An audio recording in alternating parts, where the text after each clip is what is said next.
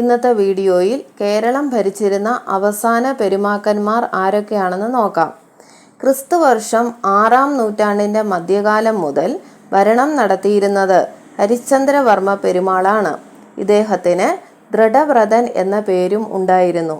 ക്രിസ്തുവിന് പിമ്പ് 4-ാം നൂറ്റാണ്ടിൽ ജീവിച്ചിരുന്ന കുമാരിലഭട്ടൻ എന്ന ശാസ്ത്രജ്ഞൻ പരിഷ്കരിച്ചേർപ്പെടുത്തിയതും വൈദിക കർമ്മങ്ങൾക്കു മറ്റെല്ലാത്തിനേക്കാളും പ്രാധാന്യം സ്ഥാപിക്കുന്നതുമായ മീമാംസക മതം 5-ാം നൂറ്റാണ്ടിൻ്റെ അവസാനത്തോടുകൂടി തന്നെ ഭാരതഭൂമിയിൽ എല്ലായിടത്തും പരന്നു കഴിഞ്ഞിരുന്നു. കേരള ബ്രാഹ്മണരായ നമ്പൂതിരിമാർ ആ ബ്രാഹ്മണ മതത്തിന് കേരളത്തിൽ പ്രാധാന്യം വരുത്തുവാൻ ശ്രമിച്ചിരുന്നു. ഹരിശ്ചന്ദ്ര പെരുമാൾ ആ മതത്തിൽ വളരെ വിശ്വാസവും അതനുസരിച്ചുള്ള വ്രതാനുഷ്ഠാനങ്ങളിൽ ശ്രദ്ധയും ആ മതഗ്രന്ഥങ്ങളിൽ പാണ്ഡിത്യവുമുള്ള ആളായിരുന്നതിനാൽ അദ്ദേഹത്തിൻ്റെ സഹായവും ബ്രാഹ്മണർക്ക് ധാരാളം ലഭിച്ചിരുന്നു. അങ്ങനെ ബുദ്ധമതക്കാരും ജൈനമതക്കാരുമായിരുന്നവരിൽ പലരും മതം മാറി കർമ്മപ്രധാനമായ ആ പുതിയ മതത്തിൽ ചേർന്നു. അതുപോലെ ബുദ്ധമതത്തിൽ നിന്നുള്ള പരിവർത്തനത്തിനും കാലം കഴിയും തോറും ആഭിജാത്യക്കുറവും കൽപ്പിച്ചു തുടങ്ങി. അതിനാൽ ബുദ്ധമതം വിട്ടു മീമാംസക മതത്തിൽ ചേർന്നവരിൽ തന്നെയും മതമാറ്റത്തിൻ്റെ കാലഭേദം നിമിത്തം ജാതിശ്രേഷ്ഠത കുറവ് വന്നു.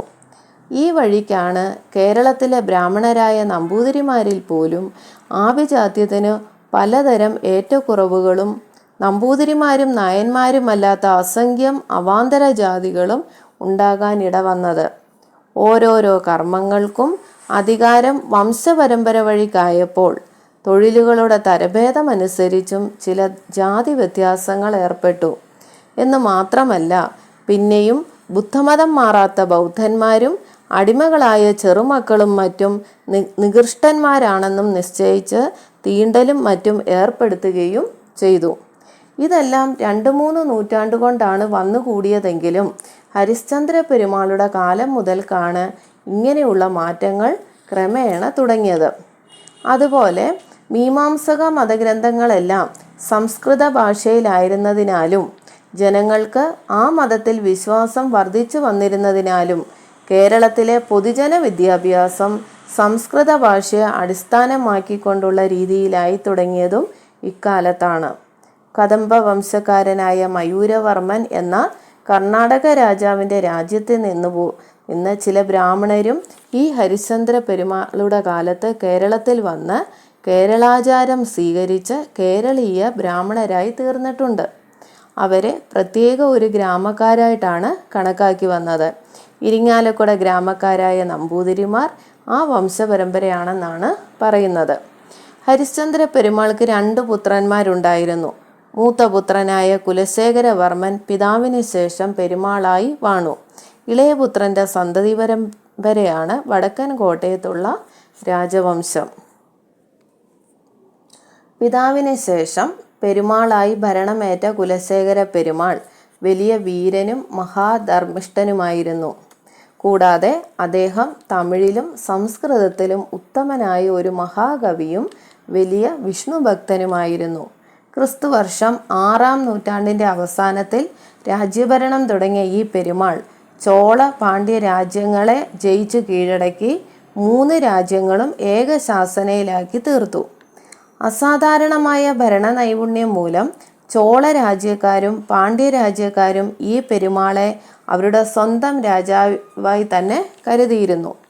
കൊടുങ്ങല്ലൂരുള്ള തൃക്കുലശേഖരപുരം ക്ഷേത്രം തുടങ്ങി കേരളത്തിൽ പല സ്ഥലങ്ങളിലും ഈ പെരുമാൾ വിഷ്ണു ക്ഷേത്രങ്ങൾ നിർമ്മിച്ചിട്ടുണ്ട്. സകല ഗുണങ്ങളും തികഞ്ഞ ഈ രാജാവിനെ പ്രജകളെല്ലാം സ്വന്തം പിതാവിനെ പോലെയാണ് കരുതിയിരുന്നത്.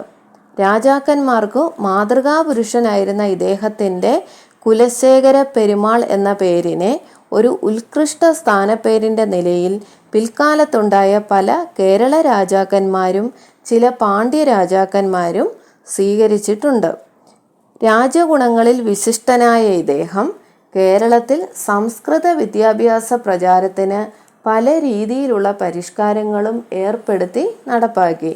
സംസ്കൃത നാടകങ്ങൾ അഭിനയിക്കുന്നതിന് പുതുതായി പല അംശങ്ങളും ചേർത്ത് സാധാരണ ജനങ്ങൾക്കു കൂടി രസിക്കത്തക്ക വിധം കൂടിയാട്ടം എന്ന പേരിൽ പ്രചരിപ്പിച്ചു. ചാക്യാർകൂത്ത് എന്ന കഥാപ്രസംഗവും ജനങ്ങളെ ആകർഷിക്കുന്ന രീതിയിൽ പല പുതിയ പരിഷ്കാരങ്ങളും വരുത്തി നാടെങ്ങും നടപ്പാക്കി തീർത്തു. 2 പന്തിരാണ്ടോളം കാലം നാടുവാണതിന് ശേഷം ഇദ്ദേഹം പരമഭക്തനായ ഒരു വൈഷ്ണവ സന്യാസിയായി തീർന്നു. പരിവാരങ്ങളൊന്നും കൂടാതെ ഏകനായി ഓരോരോ പുണ്യസ്ഥലങ്ങളിൽ തീർത്ഥാടനം ചെയ്ത അദ്ദേഹം വിശിഷ്ടനായ ഒരു പരമഹംസനായിട്ടാണ് ഭരണശേഷം ജീവിതകാലം കഴിച്ചുകൂട്ടിയത്. വൈഷ്ണവ മതക്കാരായ അയ്യങ്കാരന്മാർ മഹാവിഷ്ണുവിൻ്റെ ഓരോ അംശങ്ങളുടെ അവതാരമൂർത്തികളായി കണക്കാക്കി വരുന്ന മുനിശ്രേഷ്ഠന്മാരായ 12 ആൾവാർമാരിൽ ഏറ്റവും പ്രധാനപ്പെട്ടയാളായി കുലശേഖര ആൾവാർ എന്ന പുണ്യനാമധേയത്തിൽ പിൽക്കാലത്ത് പ്രസിദ്ധനായി തീർന്നത് കുലശേഖരവർമ്മ പെരുമാളാണ്. ആ വൈഷ്ണവന്മാർ അവരുടെ വേദമായി കരുതി വരുന്ന 4000 പ്രബന്ധം എന്ന തമിഴ് ഗ്രന്ഥത്തിൽ ഏതാനും ഭാഗം പരമഹംസനായി തീർന്ന ഈ കുലശേഖരൻ ആൾവാർ നിർമ്മിച്ചിട്ടുള്ളതാണ്. കൂടിയാട്ടം എന്ന നാടക അഭിനയത്തിൽ ചാക്യാന്മാർ അഭിനയിച്ചു വരുന്ന നാടകങ്ങളിൽ വളരെ പ്രധാനങ്ങളായ തപതീ സംവരണം, സുഭദ്ര ധനഞ്ജയം എന്ന 2 സംസ്കൃത നാടകങ്ങൾ ഇദ്ദേഹം പെരുമാളായി വാണിരുന്ന കാലത്താണ് നിർമ്മിച്ചിട്ടുള്ളതാണ്. ഈ ഗ്രന്ഥങ്ങൾക്ക് പുറമെ വേറെയും പല പ്രധാന സംസ്കൃത ഗ്രന്ഥങ്ങളും തമിഴ് ഗ്രന്ഥങ്ങളും ഇദ്ദേഹം നിർമ്മിച്ചിട്ടുണ്ട്. മുകുന്ദമാല എന്ന വിഷ്ണു സ്തോത്ര ഗ്രന്ഥം ഇവയിൽ വളരെ പ്രധാനവും വൈഷ്ണവന്മാർ വേദമന്ത്രങ്ങൾ പോലെ ഭക്തിയോടുകൂടി ജപിച്ചു വരുന്നതുമാണ്. കുലശേഖര പെരുമാൾക്ക് 2 പുത്രന്മാരും 1 പുത്രിയും ഉണ്ടായിരുന്നു. അവരിൽ മൂത്തപുത്രനായ ഭാസ്കര രവിവർമ്മൻ പിതാവ് സന്യാസം സ്വീകരിച്ചതിന് ശേഷം പെരുമാളായി വാണു. അനുജനായ മാർത്താണ്ഡവർമ്മൻ അക്കാലത്ത് പെരുമാളുടെ കീഴിലുള്ള ഒരു സാമന്ത രാജകുടുംബവും ഇപ്പോഴത്തെ ആറ്റിങ്ങൽ സ്വരൂപത്തിൻ്റെ മൂലകുടുംബവുമായ അന്നത്തെ കീഴ്പേരൂർ എന്ന വേണാട്ട് സ്വരൂപത്തിൽ നിന്നാണ് വിവാഹം കഴിച്ചത്. ആ രാജ്ഞിയിലുണ്ടായ മക്കൾക്ക് കൂപകം എന്ന രാജ്യവും പെരുമാളുടെ കീഴിലുള്ള സാമന്ത രാജസ്ഥാനവും ആ വഴിക്ക് ലഭിച്ചു. ആ കൂപക രാജ്യമാണ് പിൽക്കാലത്ത് കൊല്ലം രാജ്യം എന്ന പേരിൽ പ്രസിദ്ധമായി തീർന്നത്. കുലശേഖര പെരുമാൾ സന്യാസവൃത്തി സ്വീകരിച്ചതോടെ അദ്ദേഹത്തിൻ്റെ മൂത്തപുത്രനായ ഭാസ്കര രവിവർമ്മൻ പെരുമാളായി ഭരണമേറ്റു. ക്രിസ്തുവർഷം 620 ആണ്ടോടുകൂടിയാണ് അദ്ദേഹം രാജ്യഭരണം തുടങ്ങിയത്.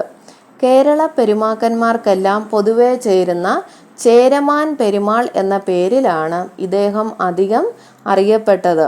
പിതാവിനെ പോലെ ഈ പെരുമാളും പ്രജകൾക്കെല്ലാം പ്രിയപ്പെട്ട രാജാവായിരുന്നു. അച്ഛൻ വലിയ വിഷ്ണുഭക്തനായിരുന്നതുപോലെ മകൻ വലിയ ശിവഭക്തനുമായിരുന്നു. ഈ പെരുമാളും സംസ്കൃതത്തിലും തമിഴിലും പല സ്തോത്രങ്ങളും നിർമ്മിച്ചിട്ടുണ്ട്. കൂടിയാട്ടം എന്ന നാടക അഭിനയത്തിൽ കുലശേഖര പെരുമാൾ വരുത്തിയ പരിഷ്കാരങ്ങളെ അടിസ്ഥാനമാക്കി പല നാടകങ്ങളും ആ രീതിയിൽ അഭിനയിക്കുന്നതിനുള്ള ചടങ്ങുകൾ അദ്ദേഹം ഏർപ്പെടുത്തി. സംസ്കൃത ഭാഷ നിശ്ചയമില്ലാത്ത പൊതുജനങ്ങൾക്കും ആ രീതിയിലുള്ള നാടക അഭിനയം കണ്ട് രസിക്കുന്നതിനു വേണ്ടി ഓരോരോ സന്ദർഭമനുസരിച്ച് വിദൂഷകനെ കൊണ്ടും മറ്റും പറയിക്കുന്നതിനായി മണിപ്രവാള ഭാഷയിലും ശുദ്ധ മലയാളത്തിലും പല ഭാഗങ്ങളും കൂട്ടിച്ചേർത്ത് ആ നാടകാഭിനയ സമ്പ്രദായം എല്ലാവർക്കും ആദരണീയമാക്കി തീർത്തു.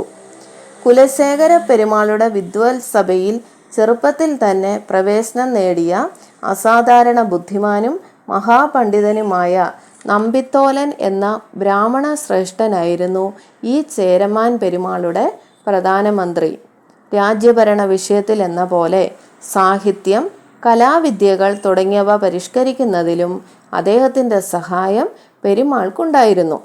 കേരളീയരെല്ലാം അത്യുത്സാഹത്തോടുകൂടി ആഘോഷിച്ചു വരുന്ന ഓണമഹോത്സവം കേരളത്തിലെ ആദി ചക്രവർത്തിയായ മഹാബലിയുടെയും അദ്ദേഹത്തിൻ്റെ വംശത്തിൻ്റെയും സ്മാരകമായ നിലയിൽ ഏർപ്പെടുത്തിയതും ഈ ചേരമാൻ പെരുമാളാണ്.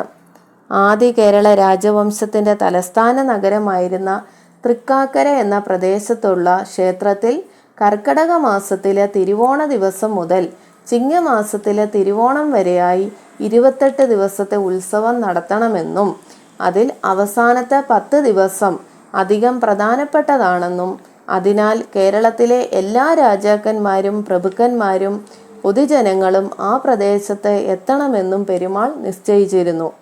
അങ്ങനെ എത്താൻ സാധിക്കാത്തവർ അവരവരുടെ വീടുകളിൽ തൃക്കാക്കരയപ്പനെ പ്രതിഷ്ഠിച്ച് ആ ഉത്സവം ആഘോഷിക്കണമെന്നും അദ്ദേഹം നിശ്ചയിച്ചിരുന്നു. ആ ഏർപ്പാടിൻ്റെ അവശിഷ്ടമായിട്ടുള്ളതാണ് ഇപ്പോൾ ആചരിച്ചു വരുന്ന ഓണാഘോഷം. ഈ മഹോത്സവത്തിന് കേരളത്തിലെ രാജാക്കന്മാരെല്ലാം അവരവരുടെ പദവിക്കനുസരിച്ച് ആഡംബരത്തോടുകൂടി അത്തം ദിവസം അതാത് രാജ്യത്തിൽ നിന്ന് പുറപ്പെട്ട് തൃക്കാക്കര എത്തിച്ചേരണമെന്നായിരുന്നു നിശ്ചയിച്ചിരുന്നത്. അങ്ങനെ അവർ ചമഞ്ഞു പുറപ്പെടുന്നതിന് അത്തച്ചമയം എന്ന പേരും കൊടുത്തിരുന്നു. കൊച്ചിയിലെയും കോഴിക്കോട്ടെയും രാജാക്കന്മാരൊഴികെ മറ്റ് രാജാക്കന്മാരെല്ലാം കുറേ കാലമായി അത്തച്ചമയം വേണ്ടെന്ന് വെച്ചിരുന്നു. അന്നത്തെ ഏർപ്പാടിൻ്റെ അവശിഷ്ടമായിട്ടാണ് ഇക്കാലത്തും ഒരാഘോഷം എന്ന രീതിയിൽ അത്തച്ചമയം നടത്തി വരുന്നത്. ഇതിനു പുറമെ കേരളത്തിലെ എല്ലാ രാജാക്കന്മാരും ഒരുമിച്ച് രാജ്യഭരണ വിഷയത്തിൽ തുല്യത വരുത്തണമെന്നുള്ള ഉദ്ദേശത്തോടെ 12 കൊല്ലം കൂടുമ്പോൾ മാമാങ്കം എന്നൊരു മഹോത്സവം നടത്തണമെന്നും ഈ ചേരമാൻ പെരുമാൾ നിശ്ചയിച്ച് ഏർപ്പെടുത്തിയിരുന്നു. മധ്യ കേരളത്തിൽ ഭാരതപ്പുഴയുടെ കരയിലുള്ള തിരുനാവായ എന്ന സ്ഥലത്ത് കേരളത്തിലെ എല്ലാ പ്രധാന ജനങ്ങളും 12 സംവത്സരം കൂടുമ്പോൾ ഒരിക്കൽ ഒത്തുകൂടി കുംഭമാസക്കാലത്ത് ഈ ഉത്സവം നടത്താനാണ് നിശ്ചയിച്ചിരുന്നത്. അക്കാലം മുതൽ ഈ മാമാങ്കോത്സവം വളരെ കാലത്തോളം നടത്തിയിരുന്നു. മലയാള രാജ്യം ഹൈദരാലിയും ടിപ്പു സുൽത്താനും ആക്രമിച്ച കാലത്തോടുകൂടിയാണ് ഈ മഹോത്സവം നിന്നുപോയത്.